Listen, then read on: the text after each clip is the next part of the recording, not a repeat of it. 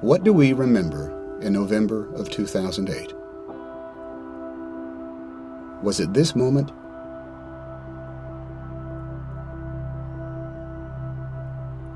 Or this? This is an economy right now that can't find the bottom of bad news. 10 years of saving completely gone, vanished, poof. Watching the Dow Industrial Average has been like watching the heart monitor on a critically ill patient. How do we understand this president and his time in office? Do we look at the day's headlines, or do we remember what we as a country have been through?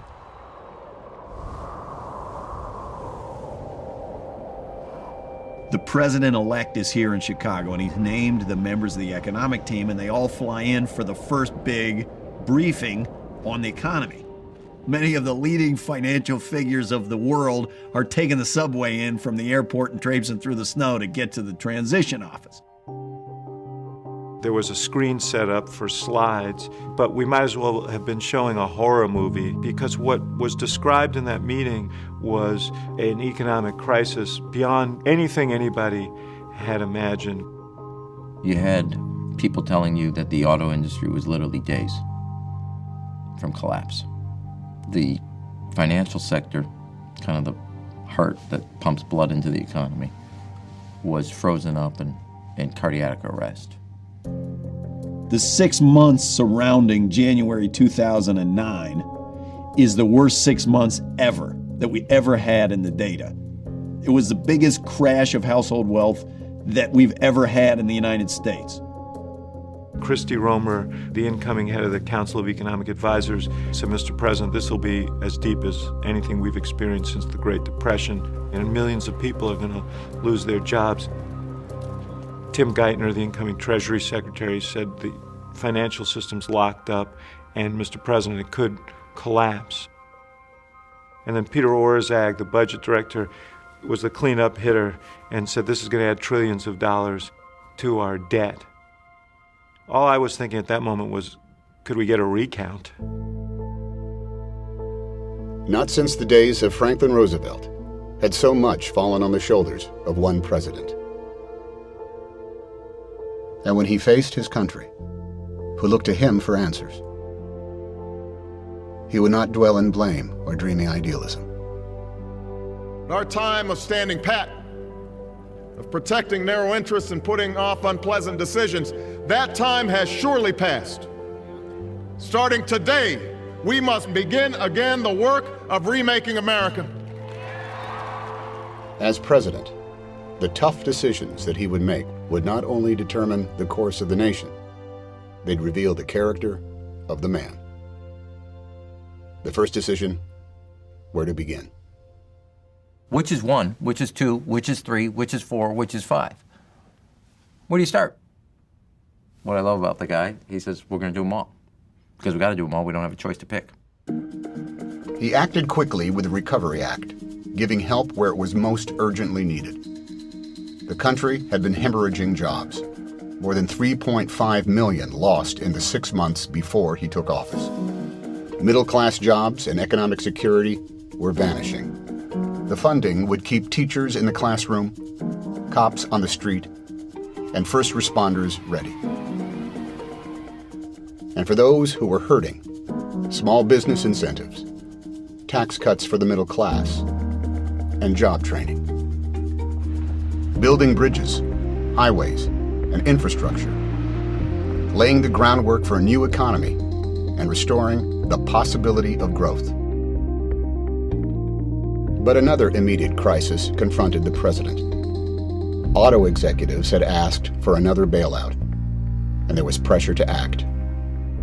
Tonight, a top GM executive warned, without help, the company will default. There is no plan B. If the auto industry goes down, what happens to America's manufacturing base? What happens to jobs in America? What happens to the whole Midwest? If you closed all these car dealerships and you killed all these auto parts suppliers, people have no earthly idea what would have happened not only to the economy but to our self-image. You know, a lot of conventional wisdom wanted to do what Mitt Romney did. Let it go. can't be saved. Why put good money after bad?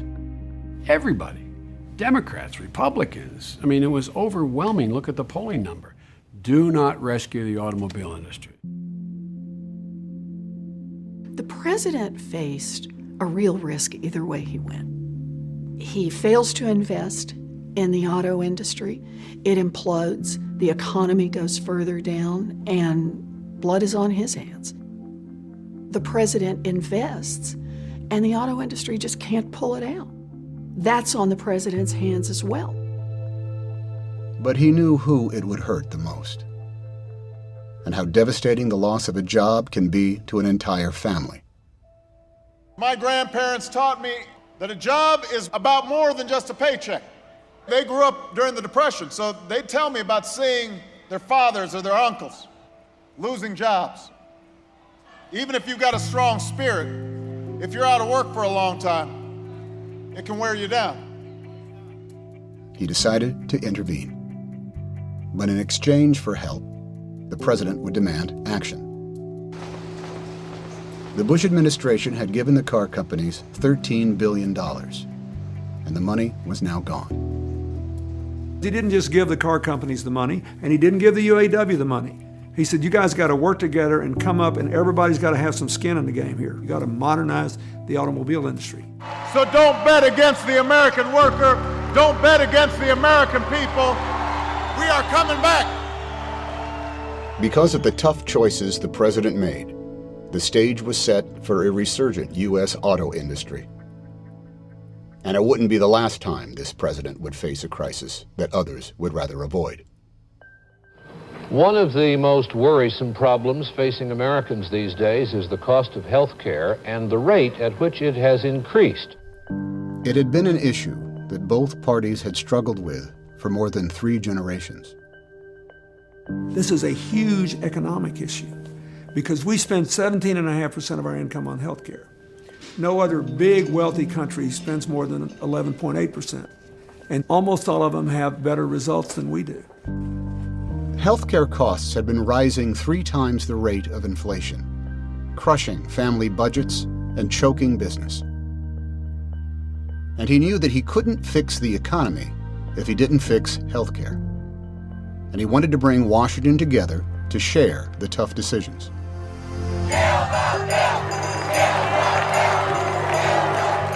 But he faced a fierce opposition, hostile to compromise. It'll be a cold day in hell before he socializes my country. After months of negotiation, it was unclear whether he could get the necessary votes.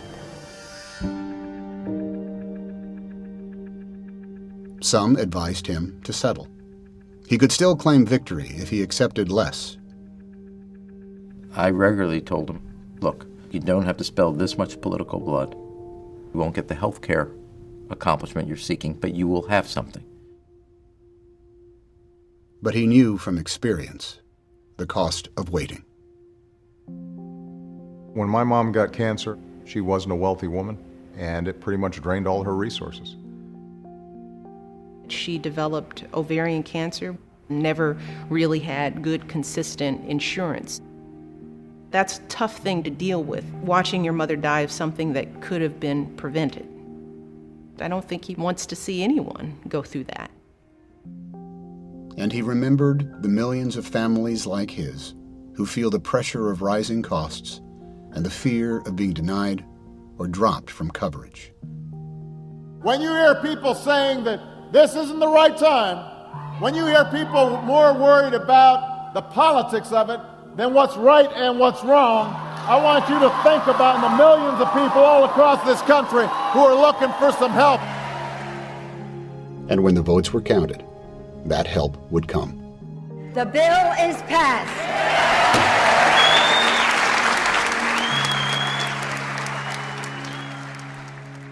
Beyond the crises at home, among the toughest calls that he would make as Commander-in-Chief. He had promised to bring a responsible end to the war in Iraq and bring the troops home. It was a promise kept. After 9 years in Iraq, all the troops are returning.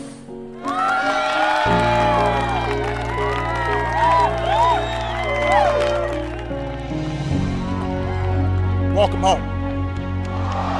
Welcome home. Welcome home. And it was part of his broader plan to refocus our efforts on those that had attacked us. Intelligence reports locating Osama bin Laden were promising, but inconclusive, and there was internal debate as to what the president should do.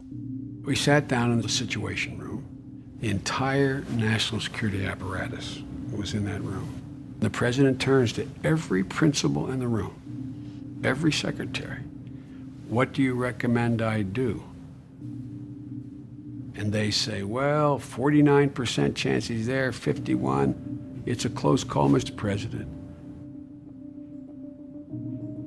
As he walked out the room, it dawned on me, he's all alone. This is his decision. If he was wrong, his presidency was done. Over.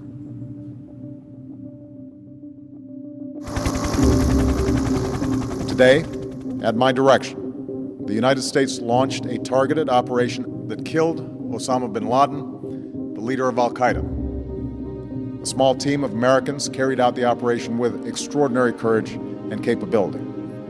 No Americans were harmed. They've been planning this operation for more than 8 months, but in the end it came down to a period of just 40 minutes when it could either be a major success or a disastrous failure. A lot of people have asked, how did you feel when you first heard that it was bin Laden and he had been killed?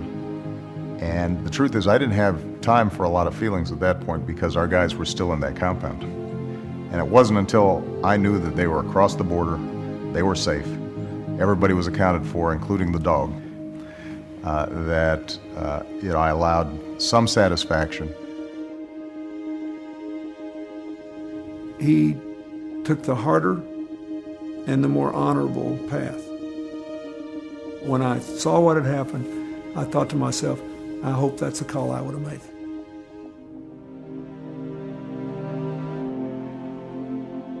It was the ultimate test of leadership.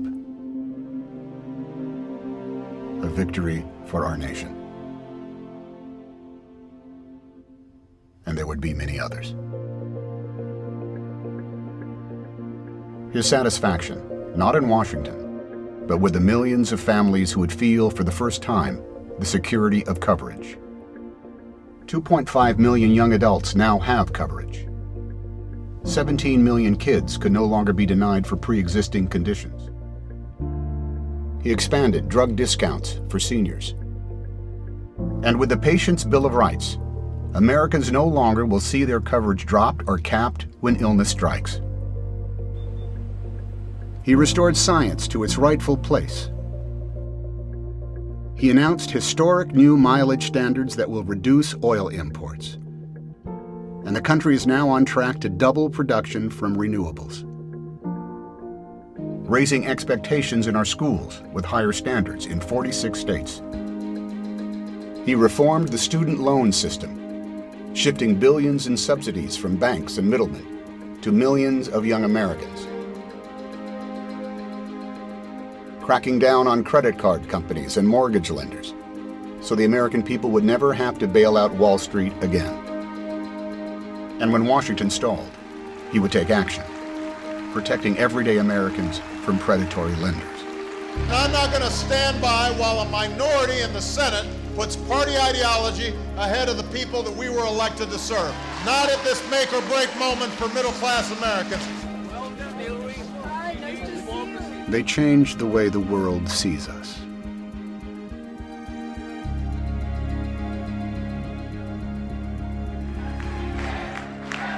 And brought fairness to soldiers who want to serve their country regardless of who they love. Thank you. Yes, we did. And a landmark law so that a woman who does the same job as a man can get the same pay. We will make sure that our daughters have the same rights, the same chances, and the same freedoms to pursue their dreams as our sons. Judge Sotomayor, are you prepared to take the oath? I am. He placed 2 experienced jurists on the Supreme Court. And while the economic crisis proved to be more severe than experts had predicted, Month by month, there was progress. Over 3.5 million private sector jobs in 2 years. And welcome news from Detroit. It is a banner day for the resurgent U.S. auto industry. Less than 2 years after coming out of bankruptcy, General Motors announced today it is investing $2 billion in 17 plants. With business booming, they repaid their loans. Tonight, General Motors is once again #1 in sales worldwide.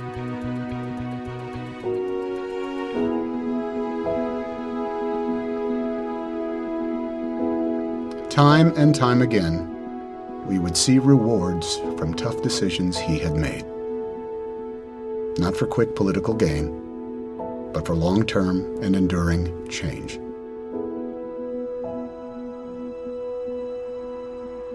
So when we remember this moment and consider this president, then and now, let's remember how far we've come and look forward to the work still to be done.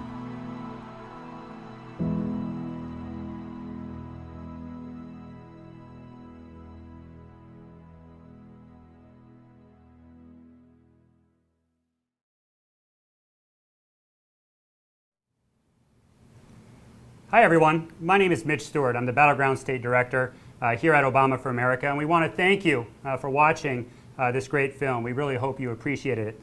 We want to thank Davis Guggenheim for directing this film, and we want to thank Tom Hanks for narrating. We're lucky today to be joined by David Axelrod, who was there for many of these moments these past 3 years and has agreed to share his unique perspective. Thank you for joining us, David. It's great to be here, and I'm so glad people have had a chance to see that film. I was there for much of it, and I think Davis really faithfully captured what it was like to go through those moments and to watch the president make these decisions with real grace and with integrity and resoluteness. So I'm glad everybody has a chance to see a little of what I got to see when I was in the White House. That's great. And many of you have submitted questions in the run-up to the screening tonight, and David has agreed to answer a few of those questions. In addition, if you'd like to ask David a question right now, you can do so through Twitter. And please ask those questions with the hashtag #RoadTraveled. So with that, David, I think we'll get started and we'll ask the first question. The first question comes from Philip K. Devine, and he asks, how did your family react to the passage of the Affordable Care Act? Yeah, well, Philip obviously knows something about my history to ask that question. I had a child.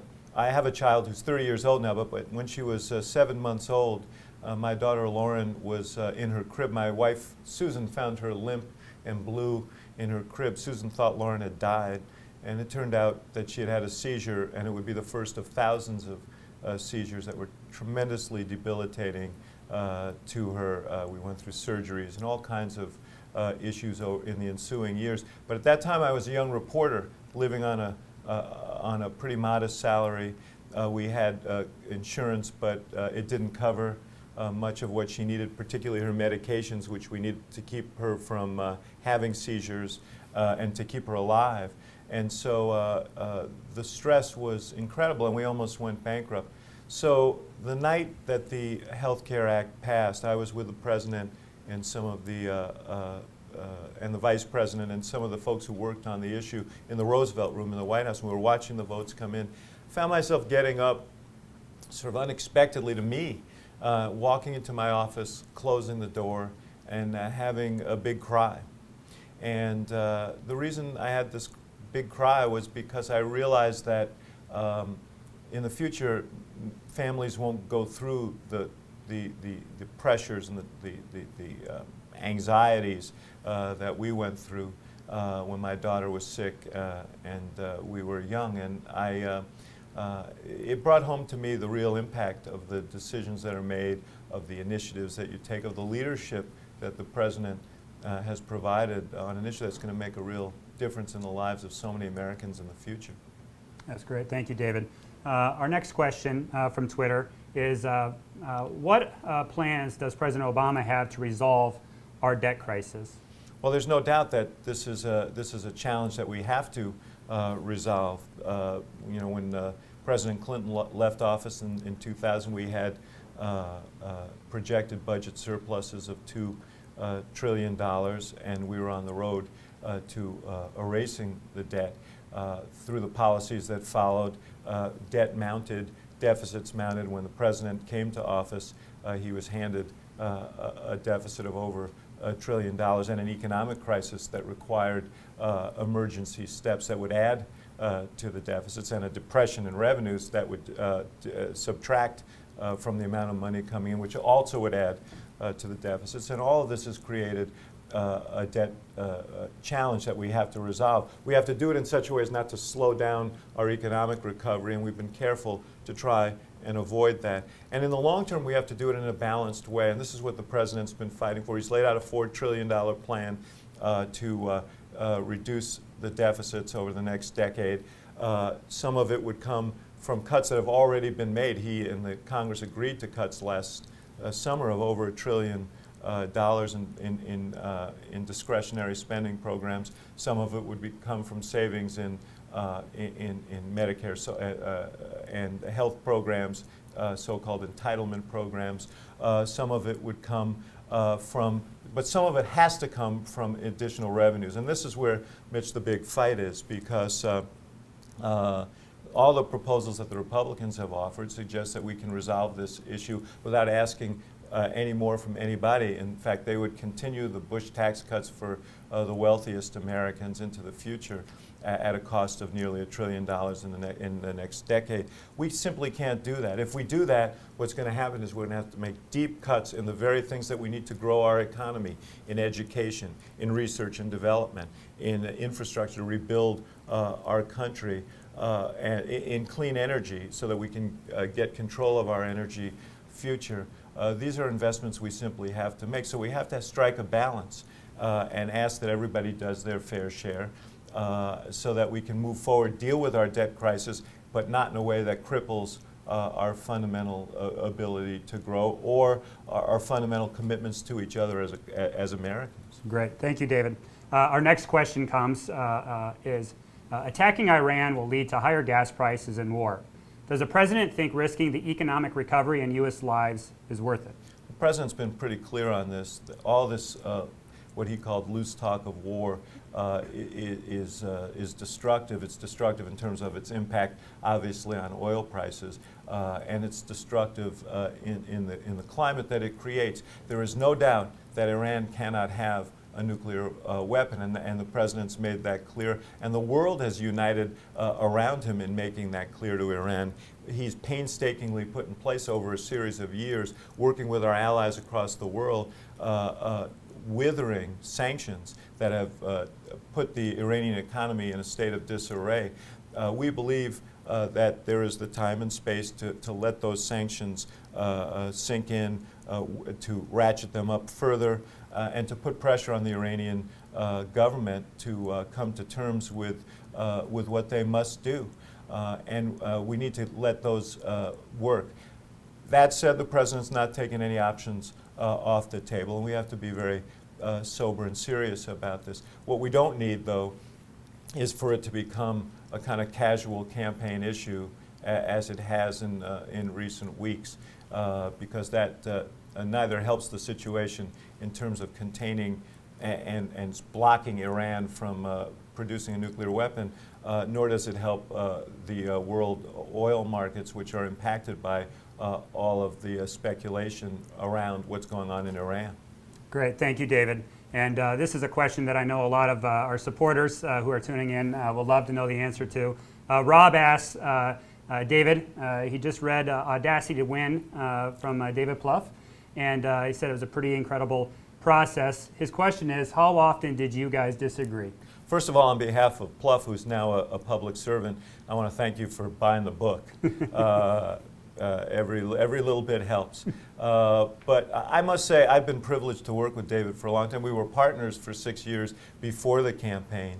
And I know it seems odd to say, but we rarely have disagreements. I have such a high regard for him we have a mutual respect, and we both had the same shared goals.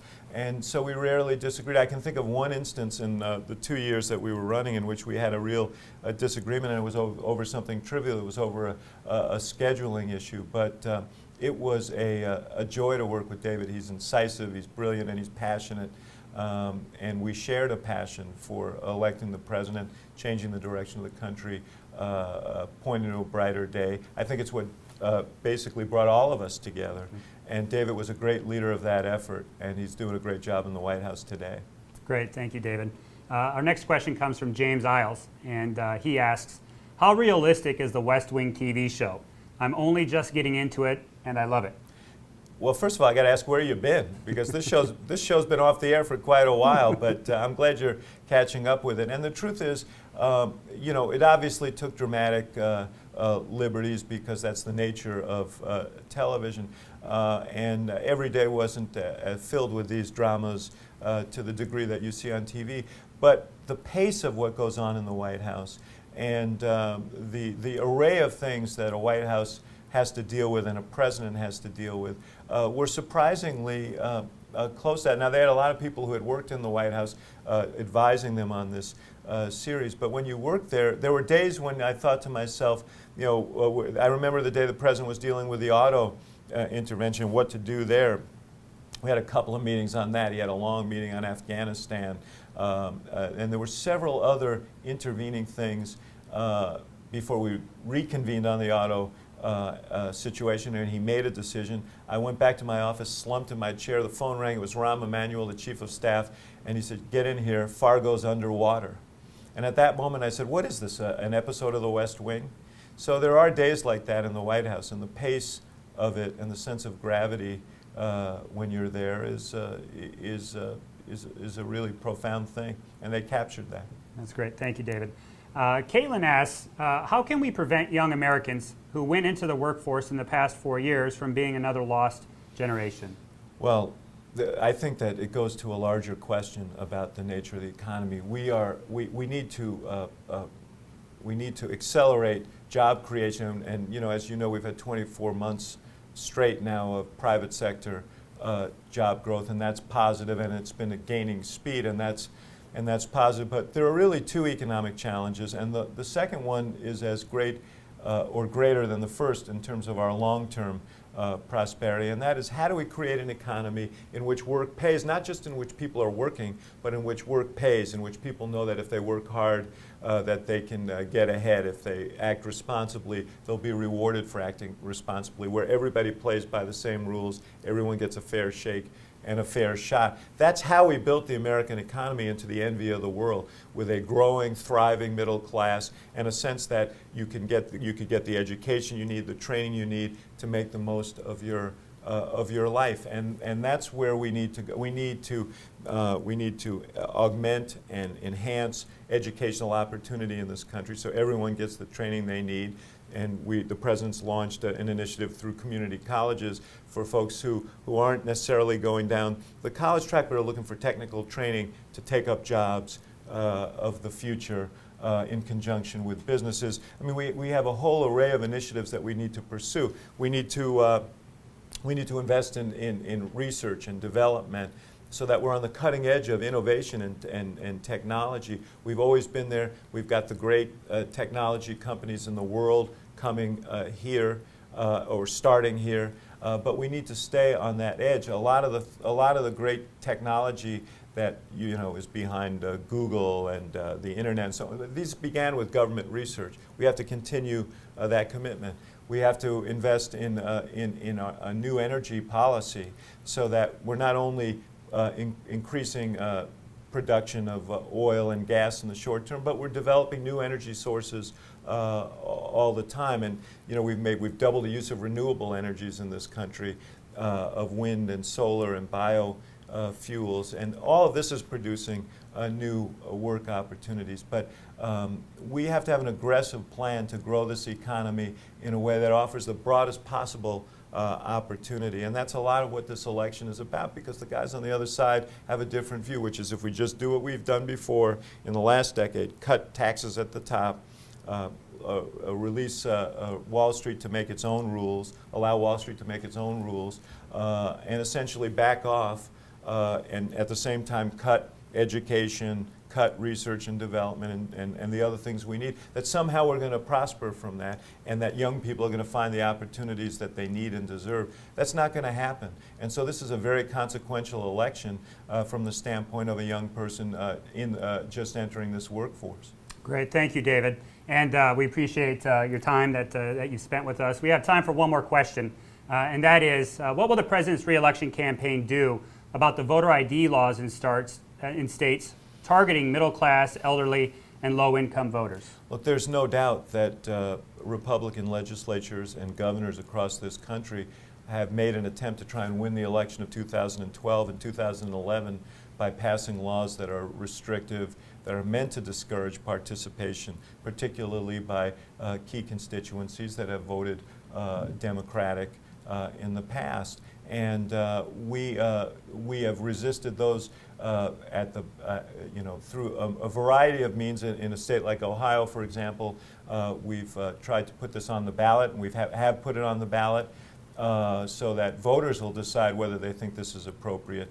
But the bottom line is that we're going to have to fight this in every state with every set of rules through organization and through commitment on the part of the campaign, but also on individuals to find out exactly what the rules are in their state. We want to make sure that everyone is informed about what they need and everyone has what they need to cast a ballot. We're going to thwart this cynical attempt to depress voter turnout.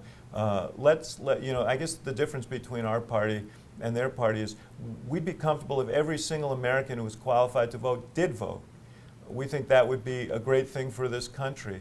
And all over the world we see people who are demonstrating, and sometimes at great cost to themselves, in order to gain their democratic rights. We are the cradle of democracy. We ought to be encouraging participation, not discouraging participation. And we're going to do everything within our power to make sure that everyone who's qualified to vote and wants to vote can vote and isn't restricted from voting by these devices that were intended to depress turnout. And there's information available. That's right, David. And that's gottaregister.com if folks have questions right now. And that's a website we'll continue to update as changes happen or potentially happen in state law, so that our voters, any voters who go to that website, know exactly what they need to bring to the poll so that they can participate in this upcoming November election.